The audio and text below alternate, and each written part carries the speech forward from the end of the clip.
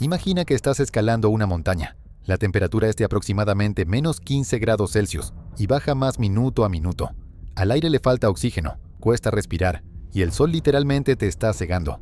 Ah, y para que lo sepas, pagaste voluntariamente decenas de miles de dólares por esta expedición.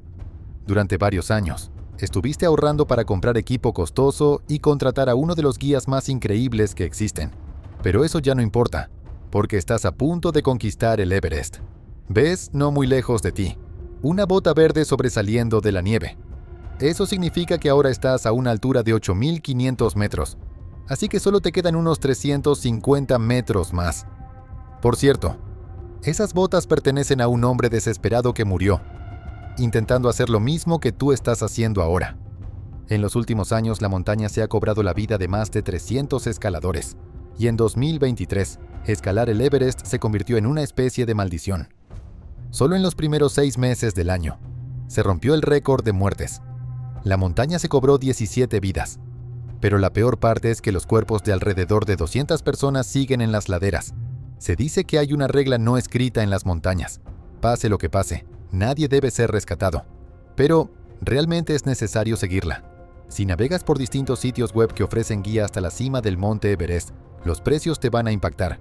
$10,000, $70,000, $84,000. Además, el equipo tampoco es barato.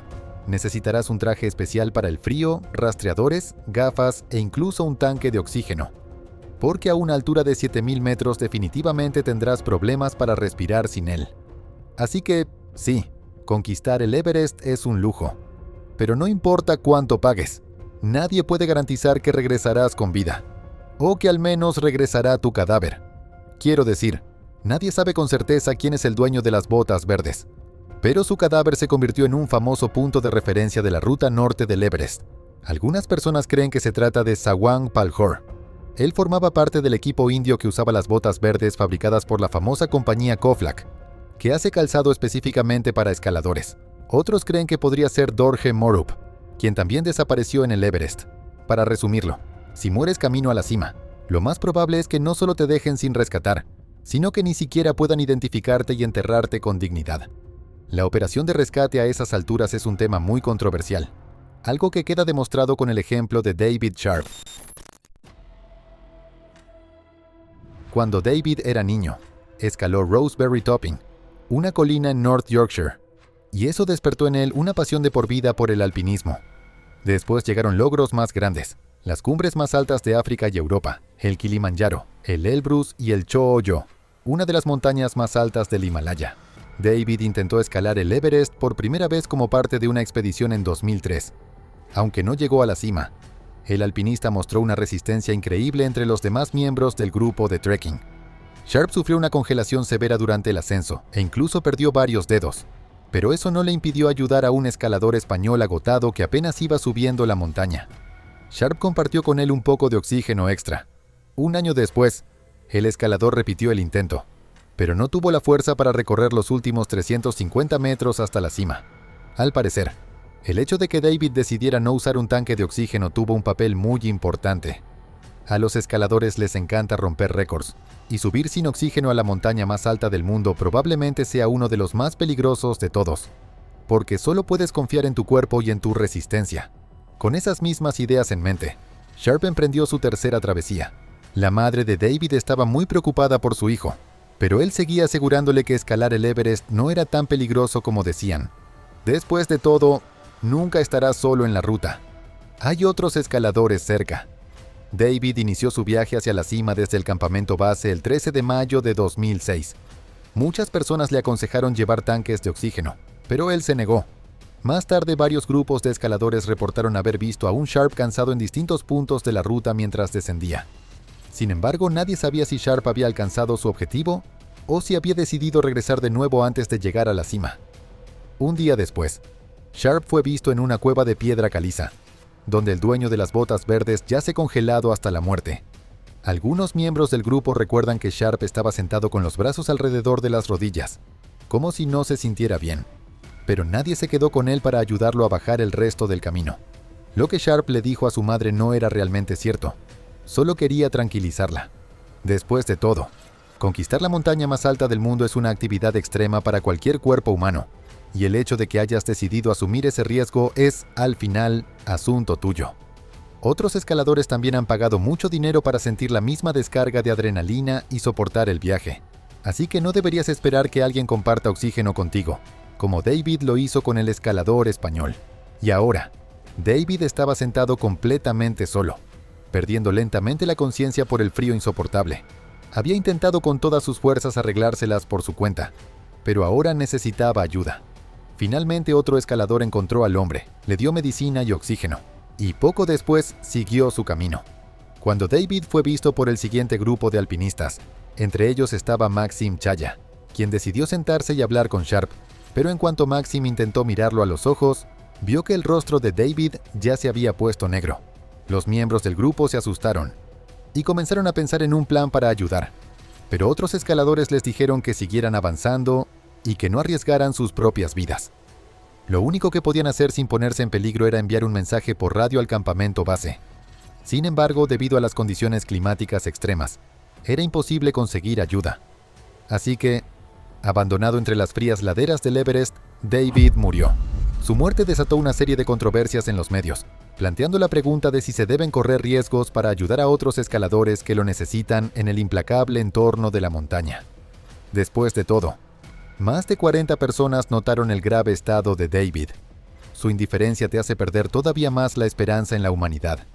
¿Significa eso que en las montañas cada quien se rescata a sí mismo? El colega de la víctima, Sir Edmund Hillary, quedó impactado por la situación y señaló que esas leyes salvajes y no escritas solo son ciertas en el Everest y que los escaladores en otras montañas del Himalaya, por ejemplo, jamás harían eso. En su opinión, los guías comerciales modernos solo se preocupan por la obsesión de sus clientes con llegar a la cima a cualquier costo, incluso si eso implica la vida de uno de sus compañeros de equipo. Incluso la madre de Sharp, Linda Sharp, no culpa a los otros escaladores. En una conversación con periodistas del semanario británico Sunday Times, dijo: «Pero, ¿qué pasa si vas a escalar una montaña no en solitario, no en grupo, sino, por ejemplo, junto a un ser querido?»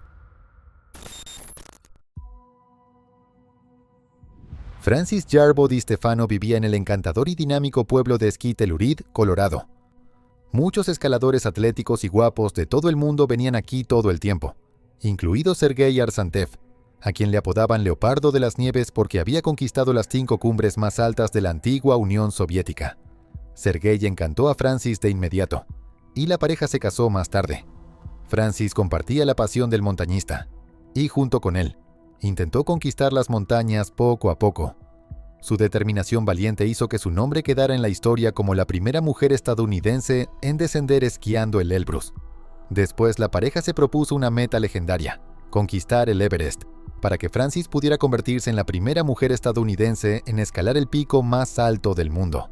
Con su logro, quería demostrar que la resistencia de las mujeres está subestimada. Además de eso, la pareja decidió hacerlo sin oxígeno suplementario y sin apoyo de guías. En ese momento, Francis tenía un hijo de 11 años, y los planes de sus padres lo asustaban. El niño incluso tuvo un sueño terrible en el que 2 escaladores quedaban atrapados. Estaban en una montaña destruida por una tormenta y no podían escapar de la nieve que los derribaba. El niño le contó su sueño a su madre, con la esperanza de convencerla de no ir al Everest. Pero Francis estaba decidida, y no iba a cancelar la escalada al Everest. El 17 de mayo de 1998, Francis y Sergei comenzaron su ascenso desde el campamento base y llegaron al Collado Norte. Al día siguiente, alcanzaron una altura impresionante de 7.700 metros, y el 19 de mayo decidieron subir al último campamento antes de la cima, que se encuentra a una altitud de 8.290 metros. A la 1 de la mañana del 20 de mayo, debían hacer el empuje final hacia la cima del Everest. Pero de pronto, las linternas de la pareja se rompieron. Al encontrarse en completa oscuridad, no pudieron seguir avanzando. El 21 de mayo la pareja intentó reanudar el ascenso. Sin embargo, esta vez Francis y Sergei ya estaban agotados. La pareja ganó unos 100 metros de altitud y se dio cuenta de que sus reservas de energía se estaban agotando lentamente. Decidieron no arriesgar más sus vidas, sino regresar al campamento para descansar antes del empuje final. El 22 de mayo volvieron a subir. Aún así, este ascenso fue dolorosamente lento. Cada paso era inimaginablemente difícil. Ya estaba oscureciendo porque Francis y Sergei estaban muy atrasados respecto al tiempo planeado. Normalmente los escaladores calculan una hora límite para no tener que regresar en la oscuridad. Francis y Sergei llevaban varios días a una altitud de más de 8,000 metros. Y esta es la región más peligrosa del Everest, llamada la Zona de la Muerte. Esta parte de la montaña recibió su nombre porque aquí hay una falta catastrófica de oxígeno, y el cuerpo humano empieza a luchar por sobrevivir. En ese momento, los escaladores se arrepintieron de no haber llevado sus tanques de oxígeno, y comenzaron a pensar en un plan de escape. Entonces, por alguna razón, la pareja decidió separarse. Sergei regresó al campamento a la mañana siguiente y descubrió que Francis aún no había llegado. Lleno de preocupación, volvió a salir, armado con los suministros necesarios de oxígeno y medicina. En ese momento, Ian Woodhull y su amada Kathy O'Dowd, que también iban camino a la cima del monte Everest, estaban a solo 350 metros del punto final. De pronto, vieron el cuerpo de alguien en la nieve. Era Francis, medio consciente. Estaba al borde de la muerte por falta de oxígeno y congelación. La mujer llevaba puesto solo un traje térmico, y el resto de su ropa estaba esparcida alrededor. Lo que pasa es que en las últimas etapas de la congelación empiezas a sentir un calor extremo y te desesperas tanto que podrías arrancarte todo lo que llevas puesto. En ese momento, la pareja se dio cuenta de que su expedición, para la que se habían preparado durante años y habían buscado dinero de patrocinadores, había terminado. Kathy comenzó a abrazar el cuerpo congelado contra ella para mantenerlo caliente. Ian apartó el cabello del rostro de la víctima y reconoció a Fancy. Su plan para el Everest había salido en los periódicos, así que de inmediato se dio cuenta de quién era la persona cuyo destino estaba en sus manos. Ian intentó vestirla, pero los músculos de Francis se habían atrofiado. Era como una muñeca hecha de tela. Sus brazos y piernas simplemente no se doblaban. Francis seguía murmurando: «Soy estadounidense. Por favor, no me dejen». Vestirla les tomó 2 horas. Ian intentó levantar y cargar a la mujer, pero fue inútil. Moverse en una nieve tan alta era como intentar correr bajo el agua. Entonces, el hombre se dio cuenta de que esa misión se estaba volviendo peligrosa para ellos, especialmente para su pareja, Kathy. La pareja no podía hacer nada, así que decidió regresar al campamento para buscar ayuda. Miraron a Francis una última vez. Parecía una verdadera bella durmiente. De vuelta en la base, Ian intentó contactar a todos los que pudo, pero ninguna expedición de rescate se atrevió a subir a esa altitud porque el clima era bastante malo. Sergei, quien había ido a rescatar a su esposa, desapareció sin dejar rastro. Más tarde, los escaladores encontraron su piolet en la nieve, y solo un año después encontraron el cuerpo del escalador. Al parecer, Sergei había caído desde una altura y murió mientras buscaba a su esposa. Ian recuerda que no pasaba un solo día sin que pensara en Francis. Un año después, él y Kathy hicieron otro intento por llegar a la cima, y lo lograron. Pero en el camino de regreso, la pareja quedó horrorizada al ver de nuevo el cuerpo de la escaladora. Ella yacía exactamente como la pareja la había dejado. Entonces Ian y Kathy se prometieron mutuamente volver otra vez al Everest para enterrar a Francis. Les tomó 8 años, y todos los ahorros de la pareja prepararse para esta expedición. El 20 de marzo de 2007, llegaron nuevamente al cuerpo de la mujer, y lo envolvieron en una bandera estadounidense. También colocaron una nota de su hijo, y luego empujaron su cuerpo hacia el acantilado, lejos de los ojos de los otros escaladores, quienes la habían estado fotografiando durante todos esos años como si fuera algún tipo de exhibición. Como puedes ver, incluso una pareja amorosa dispuesta a dar la vida para salvar a su ser amado queda indefensa ante una montaña mortal.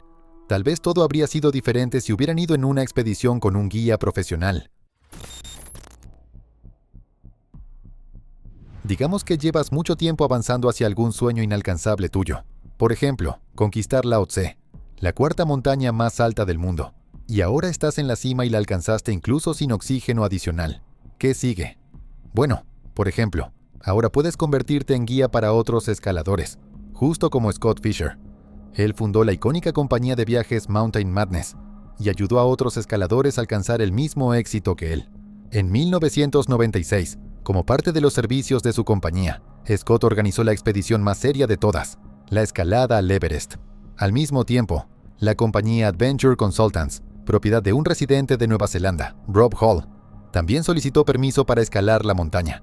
Así comenzó la competencia entre las dos organizaciones y sus guías. ¿Quién llegaría primero a la cima deseada? Sin embargo, todo no salió exactamente de acuerdo con los planes de Fisher, y enfrentó una serie de problemas durante el ascenso. Algunos miembros de su grupo se enfermaron y se debilitaron, así que él los ayudó a regresar a los campamentos y volvió a subir. Por eso, el propio Scott quedó muy agotado incluso antes de los metros finales. Al final, el equipo llegó a la cima del Everest casi a las 4 de la tarde del 10 de mayo, casi 2 horas después del estricto límite de tiempo para un descenso seguro. Sin embargo, el grupo de Rob Hall también llegó a la cima mucho después de la hora límite. Para ese momento, Fisher estaba extremadamente cansado, se sentía enfermo y muy probablemente estaba sufriendo mal de altura. Esto ocurre cuando los tejidos y órganos del cuerpo no reciben suficiente oxígeno debido a la disminución de la presión atmosférica en grandes altitudes. Como puedes imaginar, Scott, al igual que muchos otros escaladores profesionales, no quería usar oxígeno adicional. En ese estado, una persona experimenta dolores de cabeza, mareos, confusión y debilidad, por lo que necesita descanso y ayuda. Si no desciendes a tiempo, puedes desarrollar edema pulmonar o cerebral, lo que casi siempre conduce a la muerte en condiciones extremas. Sin embargo, Scott no podía permitirse que eso sucediera. Como guía responsable, tenía que llevar a su grupo de regreso de manera segura. Sin embargo, la situación solo empeoraba. Poco después de que los dos equipos comenzaron su descenso, una fuerte tormenta de nieve golpeó la montaña, impidiendo que los escaladores llegaran al refugio más cercano. Fisher ya estaba teniendo dificultades y les indicó a sus asistentes que rescataran al equipo y descendieran al campamento sin él. No quería retrasar a nadie porque tenían que actuar rápido, y el clima estaba empeorando. Sus compañeros de equipo lograron rescatar a varios miembros de su grupo que no podían hacer frente a la ventisca, e incluso a una persona del campamento rival. Pero cuando los escaladores regresaron por Fisher, él ya estaba muerto. Su cuerpo fue retirado de la ruta principal y permanece en la montaña hasta el día de hoy. Aún así, ningún otro escalador del equipo de Fisher murió. ¿Significa eso que algunos guías no tienen miedo de poner en riesgo sus propias vidas? ¿O no? Esta ventisca fue una de las más mortales en la historia del Everest, porque entonces, junto con Fisher, 8 personas perdieron la vida. Entonces, ¿qué estaba pasando con el equipo que escalaba la montaña bajo el liderazgo de Rob Hall? Rob también era un escalador bastante reconocido. Fue la segunda persona en escalar la montaña por la arista norte de Ama Dablam en 1980 y el monte Number en 1981. Rob y su colega, Gary Ball, se sintieron muy atraídos por el concepto de las 7 cumbres, que surgió como un desafío de alpinismo en 1985. La idea consistía en conquistar las cumbres más altas de cada uno de los 7 continentes, pero la ambición de Rob lo llevó a querer superar sus propios límites. Buscó completar esta hazaña en un tiempo limitado, en 7 meses, dedicando un mes a cada cima. El viaje de él y Gary debía comenzar con el Everest, que se considera la escalada más desafiante de la lista, y efectivamente lograron escalar las 7. Este logro estableció un récord de velocidad en alpinismo en ese momento. No es de extrañar que los clientes pagaran a su compañía, Adventure Consultants, $65,000 para que fueran sus guías durante el ascenso al monte Everest en 1996. Y la escalada realmente fue fluida hasta las últimas horas. Primero, justo antes de la cima, uno de los clientes, Beck Weathers, tuvo muchas dificultades para continuar porque sufrió ceguera de nieve. Esto generalmente es causado por la luz del sol reflejándose en la nieve o el hielo. Para garantizar la seguridad de Weathers, Hall tomó la difícil decisión de dejar al escalador esperando en el campamento hasta su regreso. Beck Weathers ni siquiera sabía que no debía sentirse mal por eso, y que de hecho, ese día tuvo una suerte increíble. Luego, otro cliente tuvo una experiencia similar. Doug Hanson mostraba señales de advertencia de agotamiento. A medida que el tiempo de escalada se alargaba, Hall vio que no llegarían a la cima a tiempo. Aún así, continuó subiendo, para no perder la competencia con el grupo liderado por Scott Fisher. Y así, con un gran retraso, el equipo de Hall llegó a la cima. Pero Doug Hanson no estaba contento por eso. Ya se sentía muy mal. Además, una tormenta de nieve estalló de repente. Mientras todos los demás continuaban descendiendo por la montaña, Hall decidió quedarse con Hansen, negándose a abandonar a su cliente. Lamentablemente, sin embargo, Hansen no lo logró. La ventisca venía acompañada de vientos de 240 km por hora y una visibilidad casi nula. Hansen murió. Uno de los compañeros guías de Hall intentó salvar a Rob llevándole oxígeno adicional y agua. Sin embargo, el regulador de la máscara de oxígeno no pudo soportar las bajas temperaturas y ya no podía suministrar aire. Finalmente, logró llamar a su esposa por teléfono satelital desde el campamento base y enviarle un mensaje. Sus últimas palabras fueron: «Duerme bien, mi amor. Por favor, no te preocupes demasiado». Casi inmediatamente después de la tragedia, el debate sobre la comercialización del Everest comenzó de nuevo en innumerables artículos de periódicos y revistas. Según muchos comentaristas, la causa principal de la tragedia del Everest en 1996 fue el orgullo de los guías y su incapacidad para evaluar sus propias capacidades. Así que prepárate para que, sin importar cuánto confíes en tu intuición o en tu guía, el Everest pueda llevarte a su nieve para siempre. No obstante, todavía hay almas valientes que intentan encontrar personas en el Everest que ya no tienen salvación. Si recordamos a los escaladores más destacados en la historia del Everest, debemos nombrar al único con quien todo comenzó, es decir, el alpinista británico George Mallory. Él planeaba convertirse en la primera persona en conquistar la cima de la montaña. George subió por primera vez las laderas del Everest como parte de una expedición británica en 1921, cuyo objetivo era encontrar primero al menos la ruta más accesible hacia la cima, que nadie había alcanzado antes. Tras determinar la ruta correcta, un año después, Mallory quiso llegar al punto más alto de la montaña, pero una avalancha se lo impidió. Decidió terminar el trabajo en 1924. En ese momento tenía 37 años, y Mallory temía que, si lo pensaba más tiempo, sería demasiado viejo para llegar a la cima del Everest. A finales de mayo, él y su equipo comenzaron el ascenso. Sin embargo, no todos los participantes estaban preparados para las duras condiciones climáticas del Everest. Algunos escaladores se agotaron rápidamente y otros se enfermaban constantemente, lo que ralentizó el proceso de conquistar la cima. El 6 de junio, Mallory y su compañero, Andrew Irvine, partieron solos hacia la cumbre porque no querían esperar a que los demás participantes se recuperaran. George dijo que Andrew estaba decidido a llegar juntos a la cima del Everest.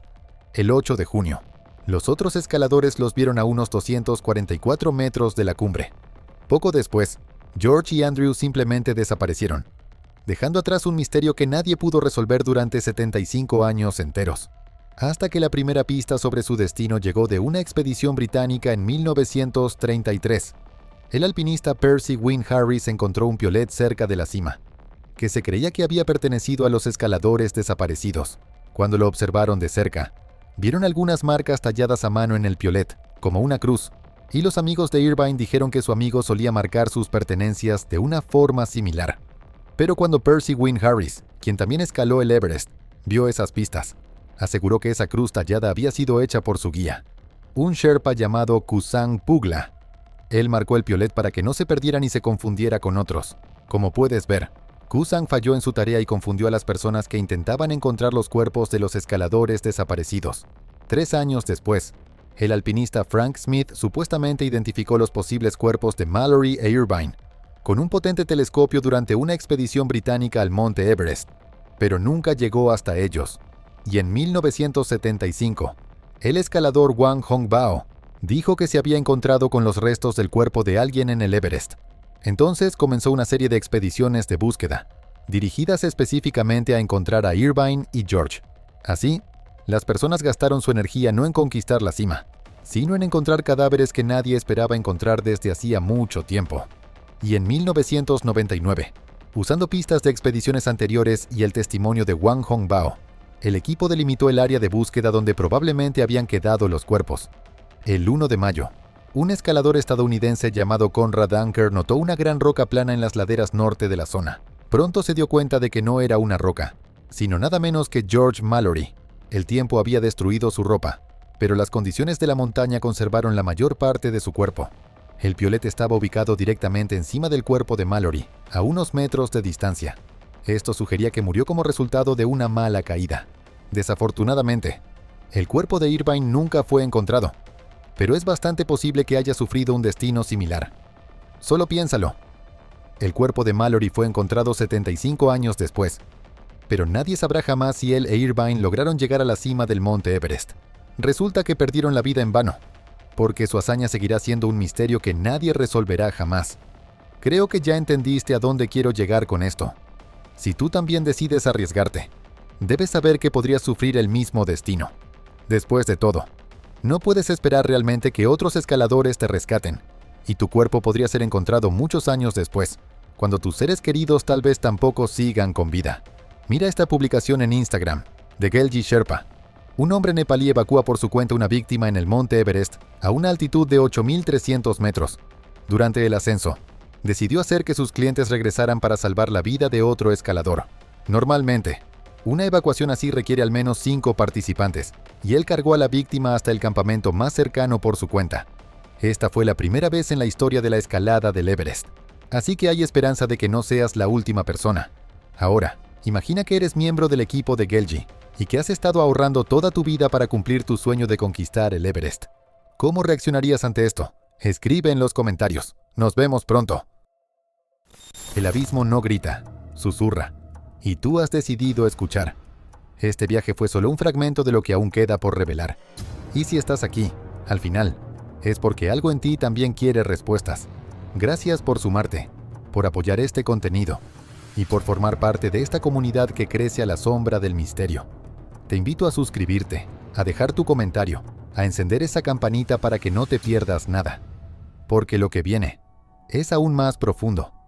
Hasta la próxima entrega, cuando la oscuridad vuelva a hablar y tú decidas, una vez más, escuchar la voz del abismo.